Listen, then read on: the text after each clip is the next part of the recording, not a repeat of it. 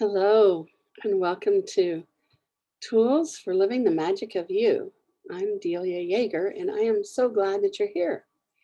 And today we're going to be talking a bit about um, fear. And there's a lot of just ideas about what fear is, and there's a lot of kind of talking points and clever ways of thinking about fear, and that uh, most often it's like feel the fear and do it anyway. And there are elements of truth to that. And there's a great thing about letting fear kind of motivate you. But we're going to kind of dive into a different aspect of fear. So there's, for one thing, right now on the planet, there's just a tremendous amount of fear. And there are lots of things that you can point to that justify your fear. There is a pandemic. There are a lot of strong opposing opinions about the pandemic and about health. People have very strong opinions about uh, illness in themselves or others and weakness. And there's just a lot of decisions that and definitions that people have that may or may not actually be true, but are strongly held beliefs. So the thing that wanted to come out today about fear is that when you understand that your body, your whole body from head to toe, and this is an analogy, your body is like a sensing system. It takes readings. If you're an old Star Trek fan, it's like a tricorder, a really sophisticated um, reading device, and your body registers all kinds of vibrations. So your body's constantly giving you information. Body loves to talk, and body has specific vocabularies, languages. Has sensation, heat, um, uh, temperature, which is related to heat. um, Anxiety is like a high, it's like a not high vibration, but lots of motion, right? So there's a lot of sensations that go with your body as your body reads the atmosphere. And it includes reading emotions. So I was having this conversation earlier today. There scientifically there's like 92 senses, but we'll simplify it and use Plato's 5 senses. And of the 5 senses, each one of them, like your physical eyes, see the physical world, and your physical ears hear the physical world. The radio goes on, you hear it. Radio goes off, you don't hear it. So the 5 physical senses have a physical expression, and you could think of it as a physical channel that they're listening for. So each one of those also has on top of it, like on the higher octave, the next octave up, is like the psychic version of all of those. So there's clairvoyance, which is clear seeing, clairaudience, which is clear hearing. And you can look up the list of the clairs. But each one of the 5 senses has this higher octave of the psychic version. And psychic has a lot of energy on it.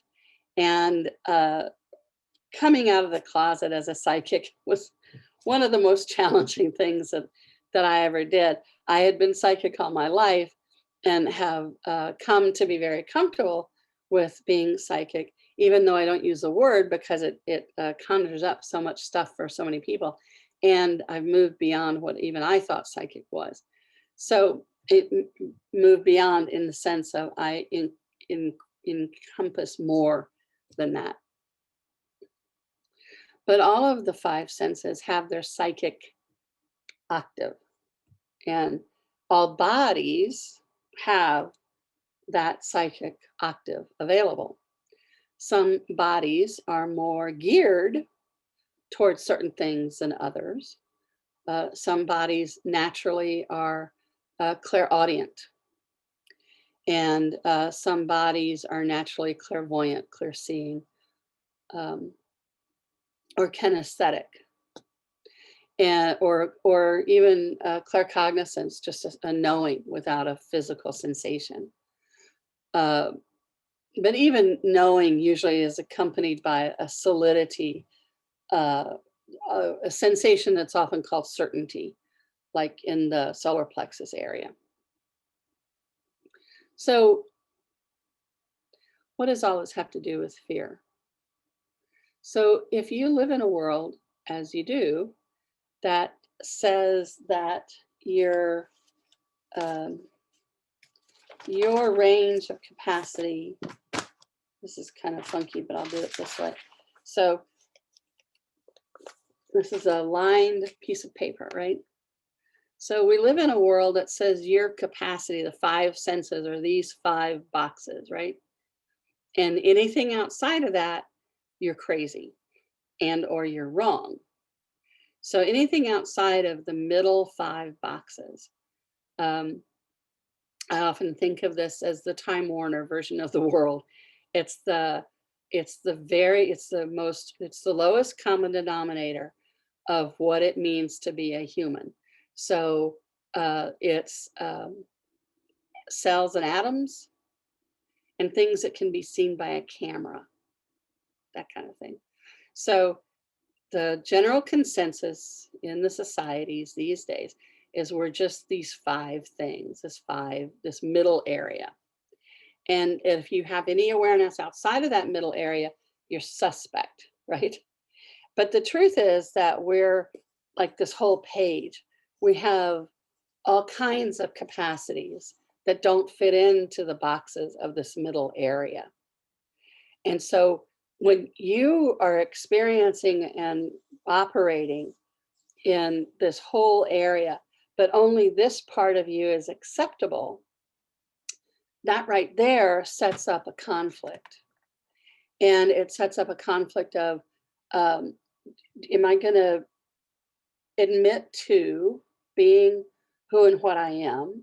I hear things, I see things, I talk to trees, I get communication. My food tells me what to eat, what not to eat. You know, there's all these kinds of things that people experience every day that are outside of that middle territory of what we're allowed. I call it the legal limits. The legal limits of what we're allowed to be, know, see, perceive, and do.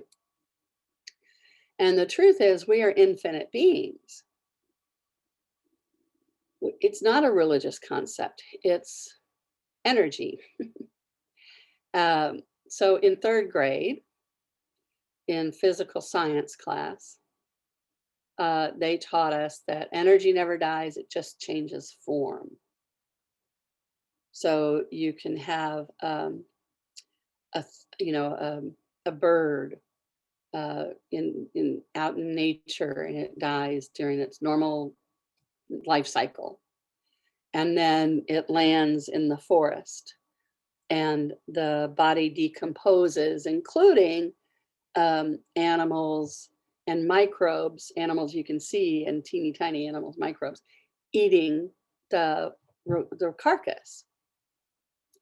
And then other stuff seeps into the forest floor, and it feeds the nutrients to the trees and to the plants. You know, so energy that had been into the form of a bird, I think of it as all the cells and atoms agreeing to hold hands and be this bird for right now, this bird body.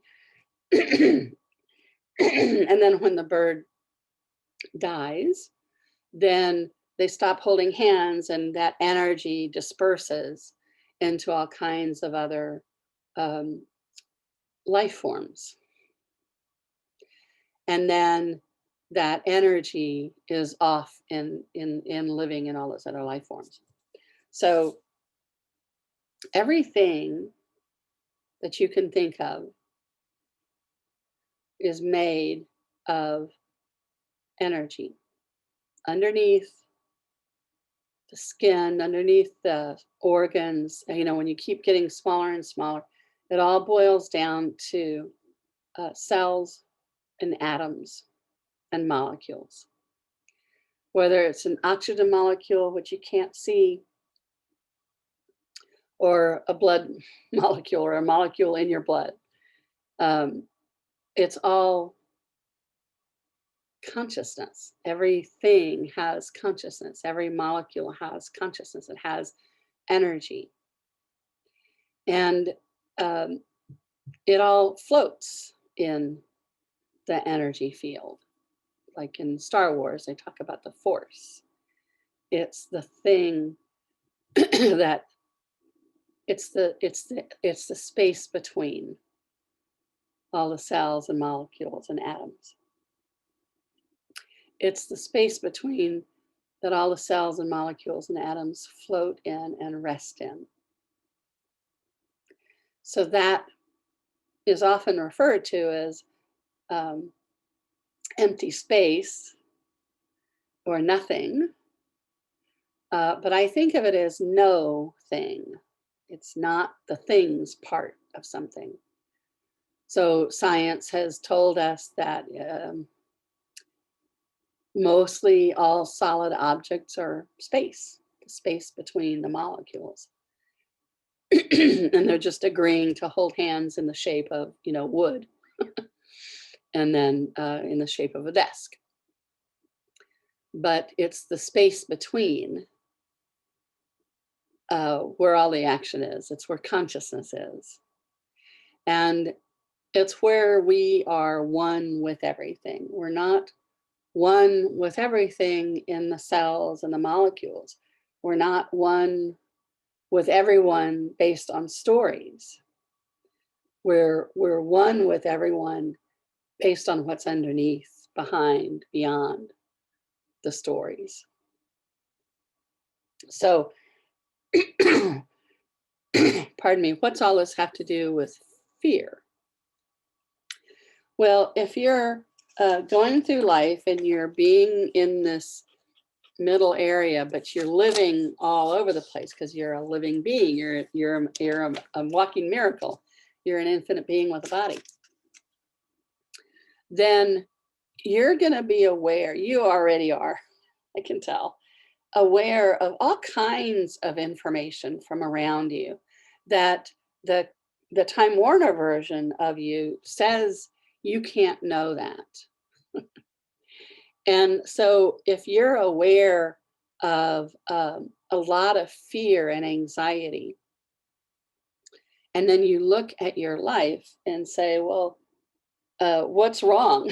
I'm going to look in this little bitty box called my life to see what matches the intensity and the size of this huge fear that I'm feeling. And yet there's nothing inside the box that matches that. And so you either have to find a problem in the box to match and justify the size of the fear, or else you're crazy. And the truth is that you have spidey senses, right? You have little spidey senses that go much farther and deeper and higher than any story that you found allows for. And put it this way, here's an example I'm sure you can relate to. Back in the dawn of time, 2004, I can't remember when, but there was this huge tsunami in Indonesia. And before it was happening, I was actually in psychic school at the time. I was in psychic training at the time.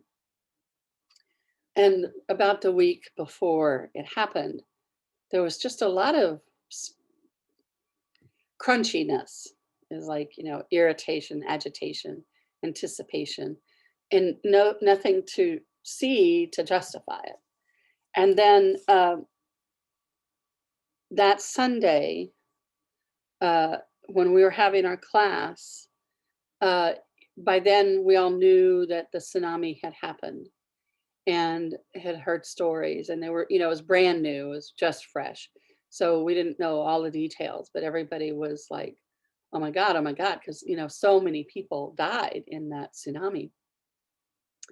And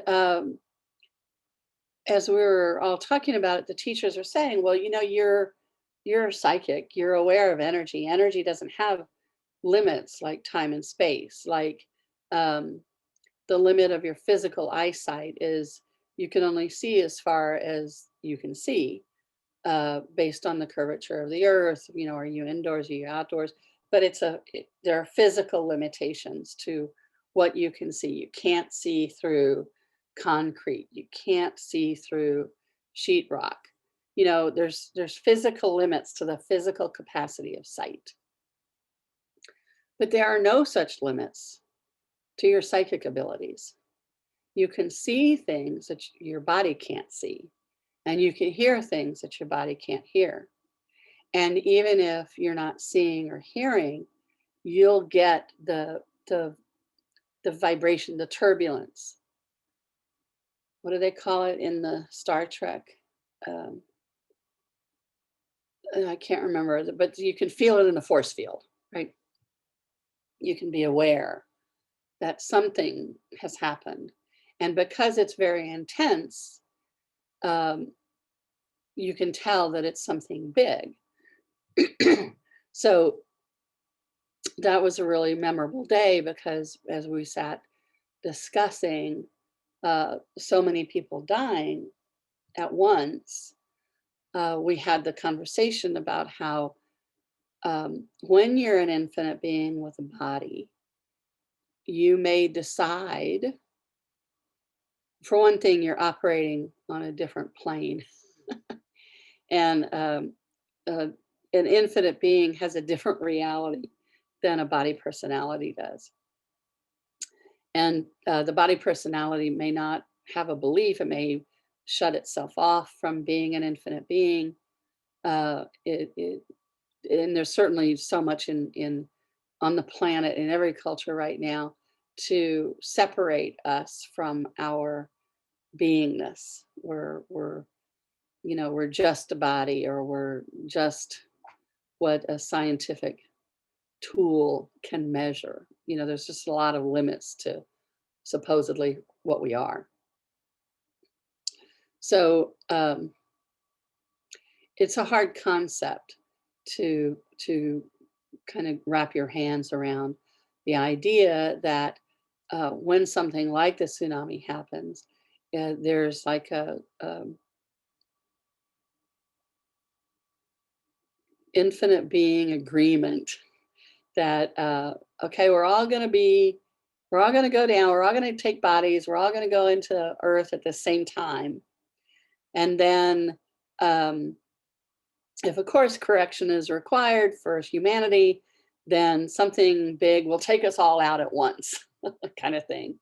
And then a lot of people die at once, because it's a huge shift in the consciousness of people on the planet when a lot of people die at once. It changes the energy dramatically, considerably. And so it's not like a body personality wakes up and says, this thing is going to happen, or I'm going to die in a car wreck. None of that's not how it works. And in this whole concept can break your brain. So if it breaks your brain, don't worry about it, because it is kind of outside the legal limits of what we normally think. But it was a big experience to really get it, that sometimes when when catastrophic things happen, it's because on a soul level, a non-corporeal level, there's some agreements by the infinite beings involved. Okay, so I mean, all of that right there scares the body. So everything that is and everything that brought up, let's just destroy and uncreate at all times a godzillion. Destroy, destroy, disintegrate, and erase. Destroy, destroy, disintegrate, and erase. Destroy, destroy, disintegrate, and erase. So that's just a way to move the energy out in a very fast kind of a way. So you're not having to do all the heavy lifting with your thinking. So uh, when you're aware of things that you can't justify being aware of, you're either going to shut off your capacities to be aware, or you're going to hide it from yourself or others. You're going to say the most common things that people do with their psychic abilities and their awarenesses is to say that they have a gut feeling, or they have good instincts, or that they're very perceptive. There's ways that we have learned in our individual lives to justify and to um, make less our ginormous capacities so that we're less scared of them. And if you're perceiving things that you don't see a reason why you're perceiving them, you will be afraid. You'll be afraid of your capacities because you can't explain them to yourself. And as I started at the beginning, there's a lot of fear on the planet right now. And there's a lot of reasons for a lot of fear on the planet right now. Uh, so if you're noticing that you're having a lot of fear, it may be that you're aware of other people's fear. So if that's the case, you can return that energy to wherever it came from. So the way to do that is return to sender with consciousness. Return to sender with consciousness. Return to sender with consciousness. And you just keep repeating that until your body feels better, more relaxed, more spacious. However, you'll notice a shift. Once it stops shifting, you can stop saying it, or you can play with saying it for, a few times more. So when you say return to sender with consciousness, you're returning the energy to whoever you got it from. So let's say um, we're talking about kind of free floating anxiety and fear on the planet right now. So when you say return to sender with consciousness, you're not sending more anxiety back to somebody who's anxious. You're sending the energy back to them. And because you're saying with consciousness, you're giving them the opportunity to release the energy, the anxiety and the fear. So it's helping you, and then it's going back to whoever you got it from and helping them have the option of just dropping it. And then it goes back to whoever they got it from, and whoever they got it from, and whoever they got it from, and whoever they got, on and on and on down to whoever and whenever it started.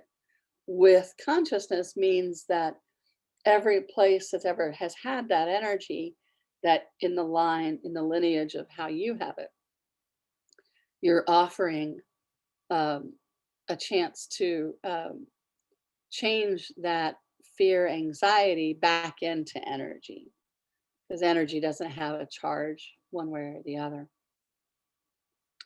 So when you're aware of something and you don't know why you're aware of it, the way we're trained in this culture is to think in terms of A plus B equals C. If then, that kind of binary, I'm anxious because the book dropped and it startled me, right? But it could be that you're anxious because the book dropped in the church down the street and everybody in the church got startled. But you would have no way of knowing that. So return to sender with consciousness, return to sender with consciousness. You can ask, who does this belong to? Or does this belong to me? So the beauty of asking that is to remind yourself and your own body that not everything that you're aware of belongs to you. So return to center with consciousness helps you and everybody else as well.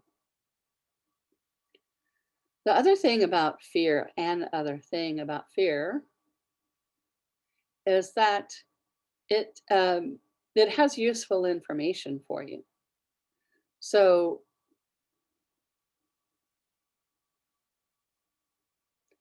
if you're afraid of the future, then you're afraid that you don't have the capacities to take care of you. And if you have that fear that you don't have the capacities to take care of you, then you're afraid of a lie. Because you, no matter what, you absolutely do have the capacities to take care of you. If you have that belief, you have probably been spending years proving that belief is true.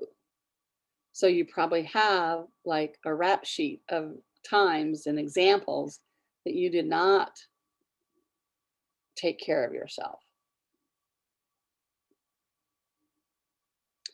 And it would be good for you to know that you live in a culture that doesn't want you to know that you can take care of yourself, that will actually vilify you for thinking you can take care of yourself. So everything that brings up, let's destroy and uncreate at all times a godzillion. Destroy, destroy, disintegrate, and erase. Destroy, destroy, disintegrate, and erase. Destroy, destroy, disintegrate, and erase. Vaporize, liquefy. So if you stand on one foot in the world of, the middle of the page, the narrow definition of you and the narrow definition of your capacities, you will fit in more with the world. You'll have the same conversations as everybody else, and that passes for fitting in these days. But to do that, you will have to disown huge parts of you, the parts of you that are quirky, the parts of you that have abilities that nobody else knows about, or not everybody shares. And the society will also want you to be afraid of your capacities, so that you're the lowest common denominator, and you fit in with that. So having you be afraid of who you are and who you be and what your capacities are is a great setup for the kind of the oppressive system that we've had for the past few thousand years of domination and competition. But it is essentially a lie. And the thing about a lie is that you can't disprove it. You can blow it up, you can get rid of it. But as soon as you engage in the tit for tat, in the thinking of it, then it kind of has these sticky, webby hands that get a hold of you, and then you just get crazier and crazier and crazier. So instead, you can just notice, oh, that's a lie, and what would it take to destroy and uncreate all that times a godzillion? And you don't wait for the answer, so to speak. You just start to wake up from the idea that that's the truth. You just wake up from the hypnosis of it and destroy, destory, disintegrate, and erase. So destroy is obvious, and then de-story is de-story. All these things are held together with stories, if thens and examples, and the rap sheet of proof of a lie. And so when you do the clearing, destroy, destory, disintegrate, right? So you're unintegrating how that story has been um, in the place of truth for you. And erase is to energetically take it out of the equation. So I know it sounds hokey, but try it. That's the important thing, is to try it, because it's incredibly effective. So you can have fear about things that are wanting your attention. Are we going to be okay?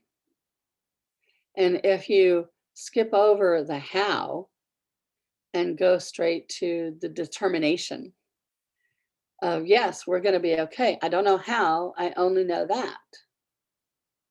And then you set your course looking for what's right. What's right about this situation? What's right about me in this situation? Whatever you're feeling wrong about, start to use that to remind you to ask what's right about this thing. That when I can perceive it, changes everything dynamically. And anything that doesn't allow that, choose to destroy, destory, disintegrate, and erase. Destroy, destory, disintegrate, and erase. Destroy, destory, disintegrate, and erase. So this was all really important for me because as a psychic and an empath and a sensitive and a poet and all the ways I was naturally born to this energy flow and then leaned into it uh, in all the different ways that I have and do continually lean into it. Um, I was relieved to find out that I was perceiving and aware of things that I didn't have a justification for, because then it let my life, my little box, off the hook.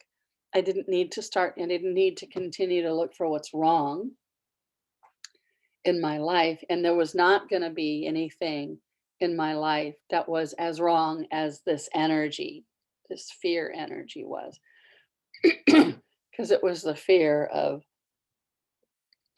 thousands of people. It was the fear of specific circumstances. It was, people's everyday fear that I didn't know I was being in their business and picking up on and absorbing and making my own. So when I first discovered who does it belong to and returned to center with consciousness, it was just a huge, big relief.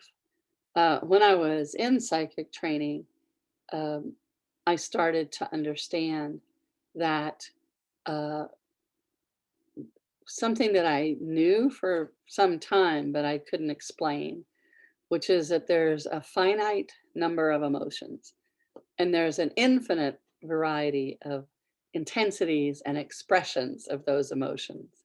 And so I could relate to so many people because, you know, we all, being in a body, right? Pretty much everybody on the planet knows what it's like to be in a body. And everybody on the planet knows what it's like to have parents or to miss having parents. Everybody on the planet knows what it's like to um, care about somebody, like somebody that doesn't like you back. I mean, there are a finite number of emotions and experiences and an infinite number of degrees and expressions of that stuff. So we do have a tremendous amount in common. And there are people who are not psychic at all. And I don't know what life is like for them. I know that to me, it seems as though it would be like living life in black and white, that movie Pleasantville. And I can't imagine not the world not being in radiant color. Um, but I do know that there are people on the planet who, like the people in Pleasantville, in the before stage, they don't want, they don't like anything having to do with color. But those aren't the people I know or talk to or who listen to me or vice versa. Um, I'm more like the mom who discovers color and painting, paintings, or the coffee shop guy. That's like my people. Like, what do you do with all of this raging, radiant, thriving life force in a world that wants to be black and white? And that's this middle section is it's just black and white, and we're like all these crazy colors. And the more that you are allowing for all your crazy colors, the more comfort your body is going to have. And when your body has a lot of fear that's very intense, you will be more available for the conversation that your body wants to have with you. So, listening to what your body has to say instead of assuming you know what your body's trying to say, and being in the conversation and communicating with body in one of its primary, its first languages, which is touch, and being kind like you are to a friend. And, okay, so, you're really upset right now. What is it that you're upset about? What can we do?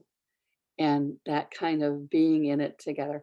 I know the pronouns get a little weird, but the pronouns just are a little weird.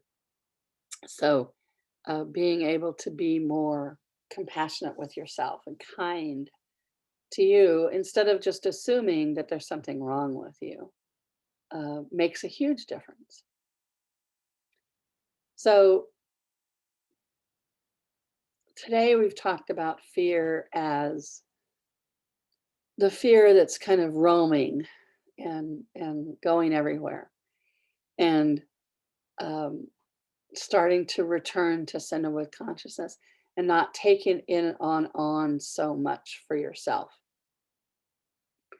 And the fear that's the fears that you may have that come from experiences in your own life, to be kind to you about them, and to be a little curious as you can stand to be.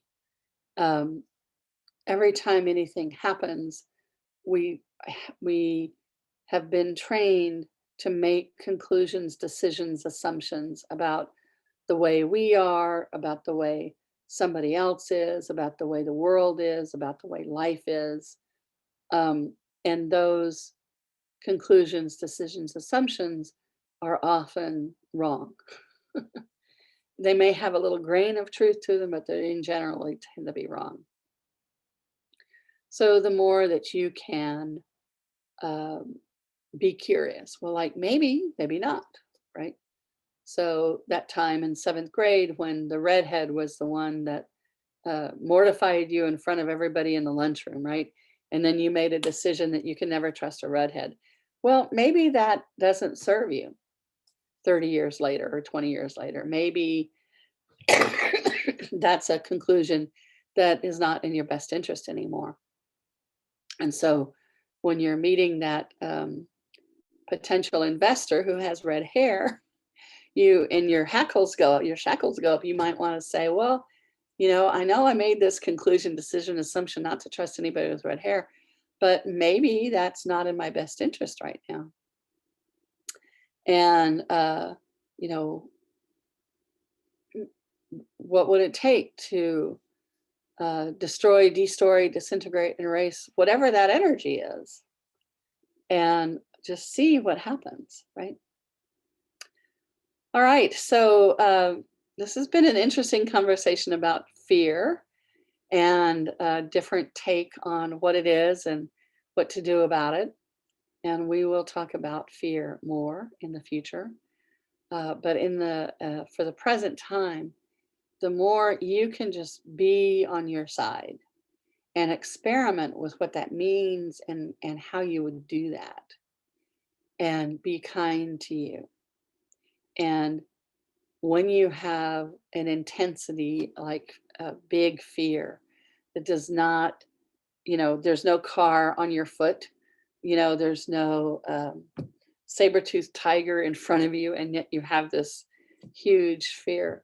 What if you experiment with return to sender with consciousness, return to sender with consciousness, and destroy, destroy, disintegrate, and erase everything that is, and just see what happens. So, uh, I'd love to hear from you. Leave notes in the comments, and I look forward to seeing you again next time. All right. Bye.